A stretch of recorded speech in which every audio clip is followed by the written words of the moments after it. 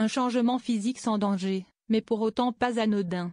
L'ancien Premier ministre Édouard Philippe, aujourd'hui président du parti Horizon, s'est confié samedi 18 janvier dans les colonnes du Parisien sur sa repousse de cheveux, après avoir connu une alopécie, qui lui avait fait perdre sa pilosité. En juin dernier, ça a commencé à repousser, sans traitement ni opération. Ça m'a fait drôle. J'ai l'impression de revivre ma puberté, sourit le maire du Havre. Il se trouve que les cheveux qui repoussent sont noirs. Ma fille m'a dit, c'est le retour du panda. Et ça l'a bien fait marrer, s'amuse l'ex-chef de gouvernement, 2017-2020.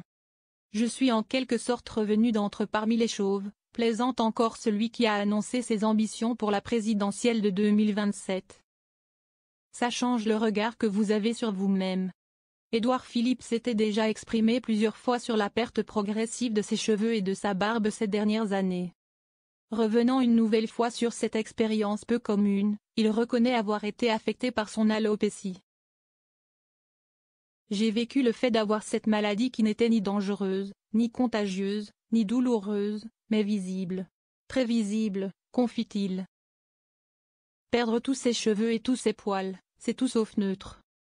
Ça change votre aspect, votre visage, le regard que vous avez sur vous-même et que les autres ont sur vous. Ce n'est pas rien, assure l'élu normand. Une prise de parole saluée. Après avoir pris la parole publiquement sur son alopécie, Édouard Philippe avait dit en 2023 avoir reçu beaucoup de témoignages de sympathie sur BFM Normandie. Je l'ai expliqué une fois car je pensais qu'il fallait le faire, avait expliqué l'ex-premier ministre.